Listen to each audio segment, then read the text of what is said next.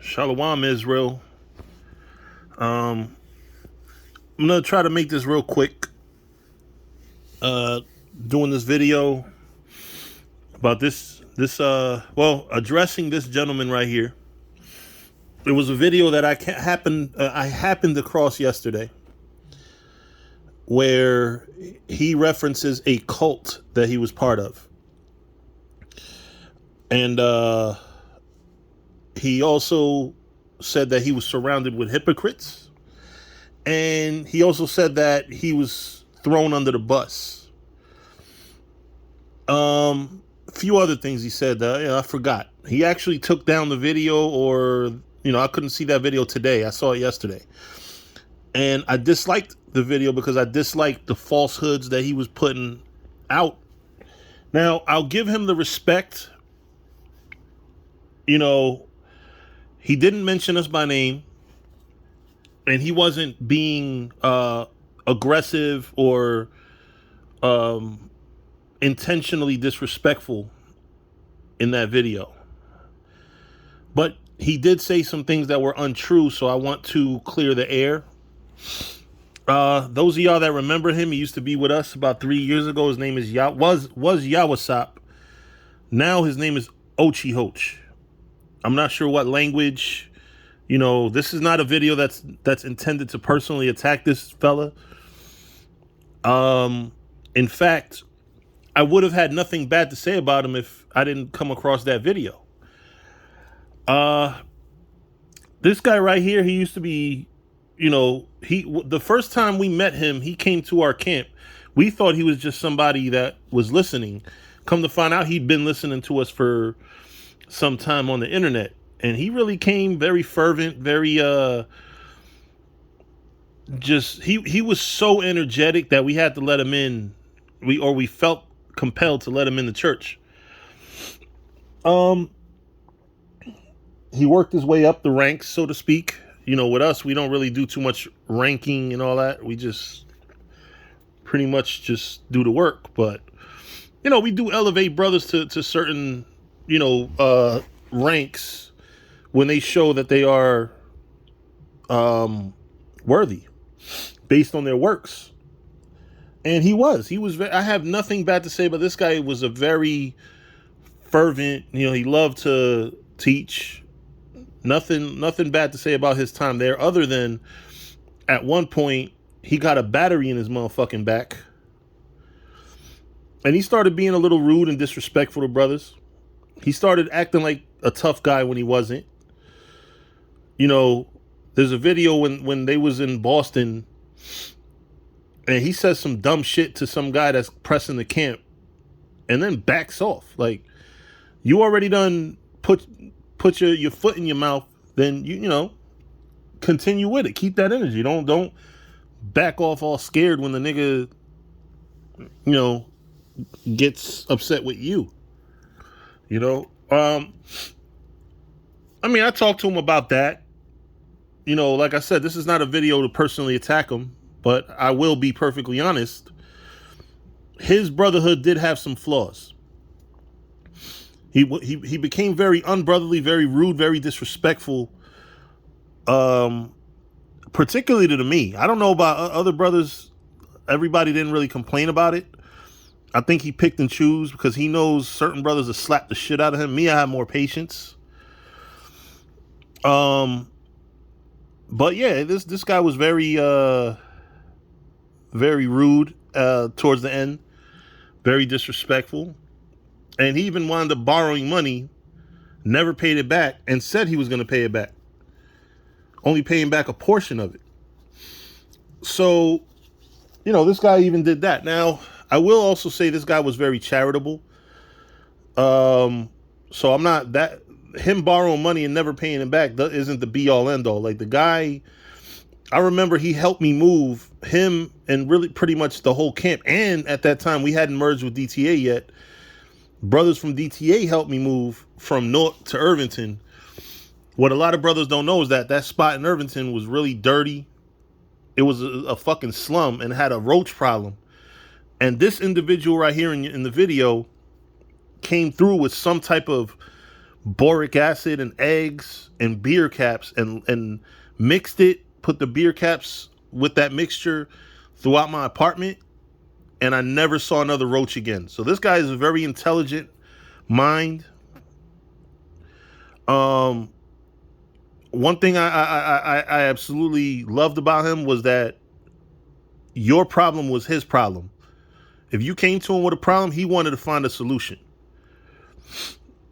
You know, and he did all that for free. He didn't charge brothers. So this is why, you know, even though it ended the way it ended, I still can't, I'm not going to do that slanderous shit and go back and say, oh, he was always a piece of shit. No, I would have said he was a good brother despite his ways. I wouldn't even be making this video if I hadn't come across that video that he made. And I watched the whole video where he sat there and called us a cult, said we threw him under the bus. So here's what happened, right? I'm going to give you our side of the story. I was watching a video of his, and in that video, while I'm watching the video, he's sharing the screen, and I see a file come up saying GMS ISUPK witchcraft or something like that. So I didn't automatically assume that he was trying to come at the elders or ISUPK. Maybe he downloaded something and that's the name of the file he downloaded, and maybe he's just reading it or looking into it to disprove it. Because up until that moment, he had not said one thing negative about the elders. Long story short, he was living with a brother, a great brother. That brother was so great that he opened his doors. Like, he literally had as many as 4 or 5 brothers living with him at one time. One of those dudes later on turned out to be into witchcraft. So this is what started this individual in this video on the thing where he wants to be a witch hunter now, which is fine. I have no problem with that. But somehow, some way, he wound up believing that the elders of GMS were engaged in witchcraft, and then started on his own working on videos. First, he started subliminally saying it. And then when I asked him, and I gave him an ultimatum. I said, if you're going to do this, you can't be with us, because we're not going to come at the elders. We don't believe that they're doing any type of witchcraft or anything. So he basically says, amen, so be it.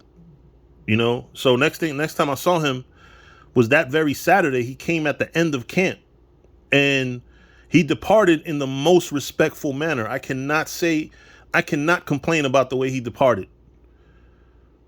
You know what I'm saying? But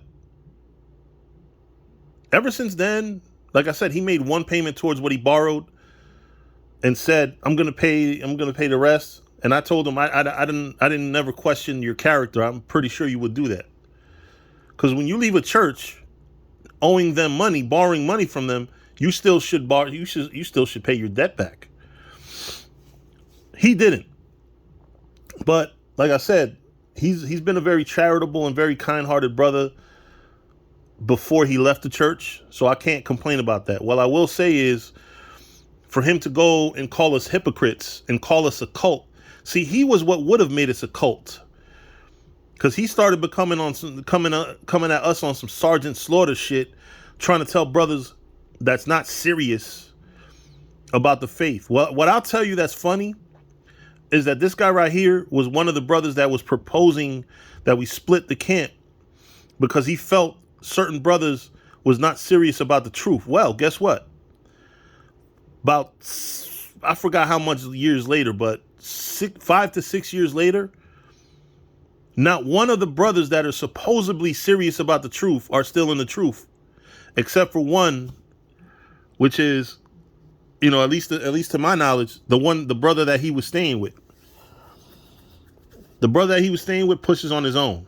Other than, and I'm talking about at that time, because there was other brothers that left too that were serious, but before that. But at the time when we had this one council, that we wound up actually staying together, of all the brothers that was on the other side that wanted to split the camp, literally not one of them is with this church to this day.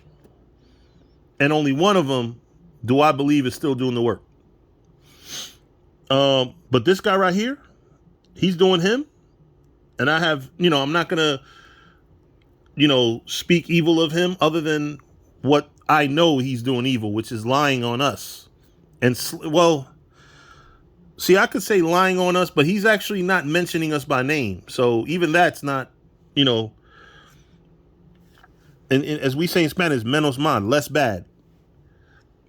But to call us hypocrites, to say that we threw him under the bus. In fact, if we threw this guy, Ochi Hoch, under the bus, this wouldn't be the first video I made about him. He would have been exposed back then, but really there's nothing to talk about. The guy really was not, until he started taking aim at the elders, I have had nothing that was that bad that we couldn't do the work together.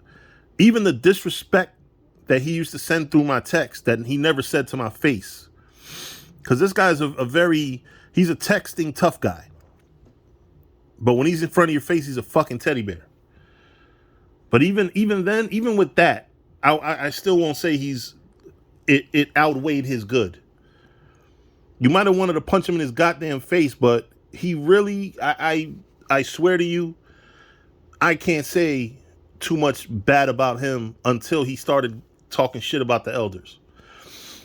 Then, he didn't talk shit about the elders. He just started accusing brothers of, I guess you could say that's talking shit. But we thought that he was going to start doing videos, but he didn't. He fizzled out, which is good.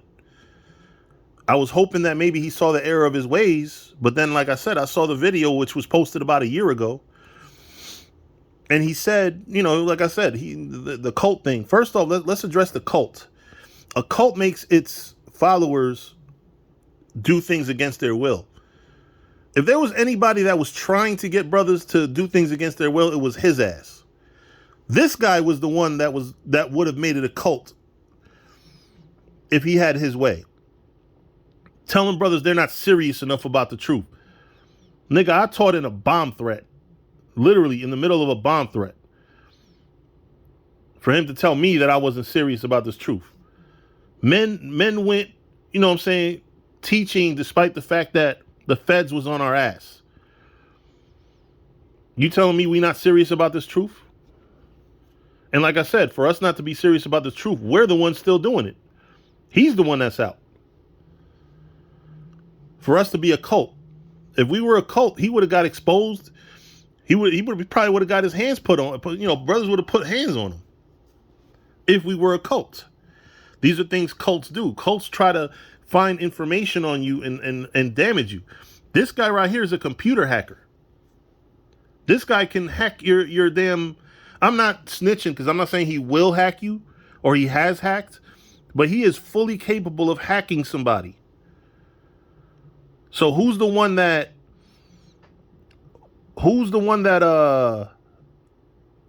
is a cult mentality type person? We ain't about hacking nobody's shit. We don't want personal information. I don't need to know your government name. But this guy right here, the stuff that he's saying now is fucked up. You know what I'm saying? I had nothing bad to say about him that can't be forgiven because, like I said, that even that shit that he was talking about the elders, that shit died right away. I saw no videos about that, which is good. Even when he was on that excessive porn, whatever the fuck he was talking about, he was watching a lot of porn or some shit. I didn't, what you eat don't make me shit. But when you're going to sit here and talk shit and lie on brothers, that's when I'm going to address you. You're not going to put out lies about us and we're not going to address it. And he's doing it like a coward. He's not even being direct. This guy has my number. My number ain't changed in probably 15 years or so. I got the same cell phone number, bro. You the one that changed your number every 2 weeks. So I don't know if he's ever going to see this video. I'm the one that unliked his video from over a year ago, his introductory video when he first came out and said his name was Ochi Hoch. But that's it. This is it. I'm not gonna sit here and again, this is not a video to defame this fella. You know, I hope he repent. I'm not gonna sit here and say I don't see him repenting, because you never know, man. The Lord turn up the fire. That, you know, that'll bring the humility out of brothers. But, you know, I'm glad he stopped drinking. He probably can't handle his liquor. I'm glad he's found peace. I just wish that he found peace under Yahweh Bahashim Yahweh Shai. But with that, I'm going to say shalom. You know, again, this is not a video to defame the fella. You know, this is just to tell our side of the story since he's telling his side. Shalom.